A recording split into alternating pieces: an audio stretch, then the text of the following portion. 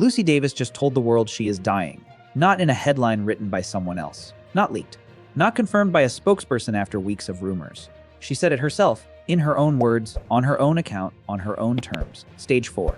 Spread to the bone, spine, hip, ribs, incurable. Too late for chemo. And she posted it with a video of herself ringing a bell in a hospital, reading a poem. Most people who play a beloved character on a beloved show disappear from headlines the moment the cameras stop rolling. Lucy Davis was never that kind of famous. She was the quiet one, the one audiences loved without ever needing to know much about her. And that is exactly what makes this moment hit so hard. Because the woman who spent decades being warm, funny, and unassuming on screen just delivered the most devastating news of her life the same way she delivered every line as Dawn Tinsley. Gently, honestly, without asking for pity. If you grew up watching British comedy, you know Dawn. She was the office receptionist in the original UK version of The Office, the show that changed television forever. Before mockumentaries were a genre. Before cringe comedy was a genre. Before Steve Carell and The American Office turned the format into a global phenomenon, there was Ricky Gervais, David Brent, and a small ensemble cast working in a gray-slow office park pretending the cameras weren't there. Dawn was the heart of it.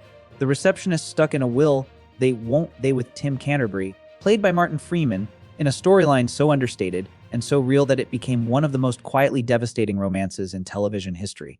No music swells, no dramatic declarations, just two people who liked each other and couldn't quite say it. Lucy Davis made that character believable. She wasn't the loudest person in the room.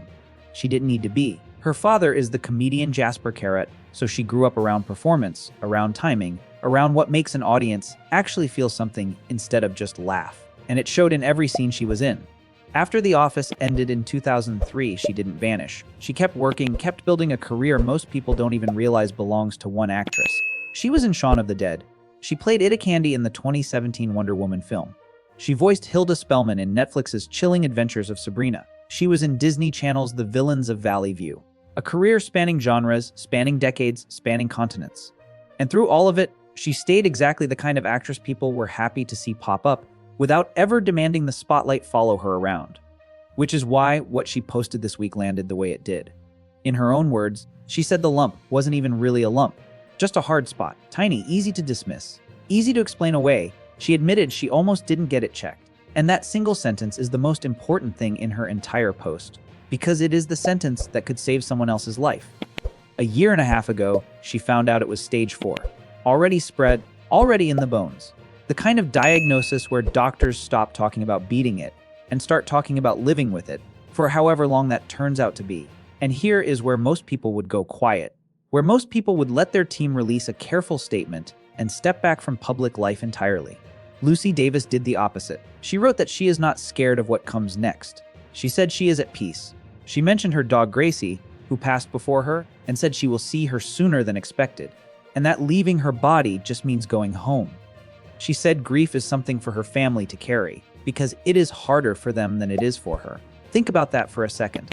A woman who has been told her cancer is incurable is spending part of her final chapter comforting the people around her about how they will feel once she is gone. She said she still wants to work, that she is capable of it, that acting remains one of the biggest joys in her life, not despite the diagnosis. Alongside it, the response was immediate. Jenna Fischer, who played Pam Beasley, the American counterpart to Dawn on the US version of The Office, wrote back with love and echoed Davis's message about working through illness being its own form of comfort.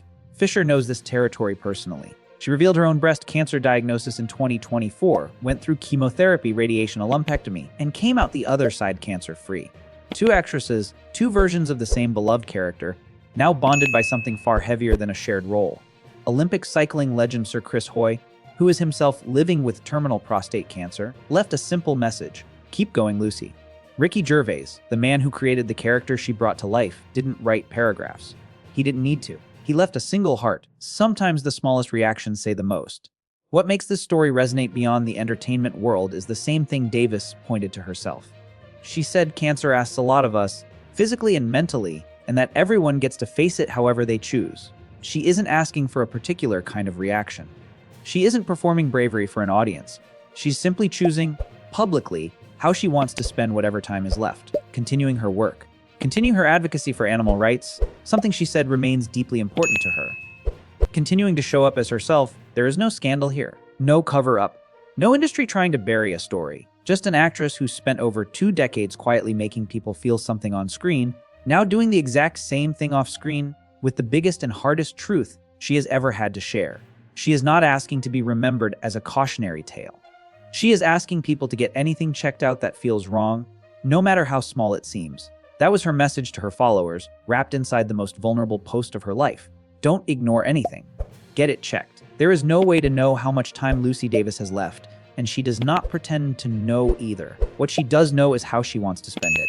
Working, advocating, being honest, being herself. How do we, as an audience, want to remember the people who quietly shaped our favorite shows long after the cameras stopped rolling on their lives? If this story moved you, hit subscribe to Celebzova, where we cover the real stories behind the biggest names in entertainment.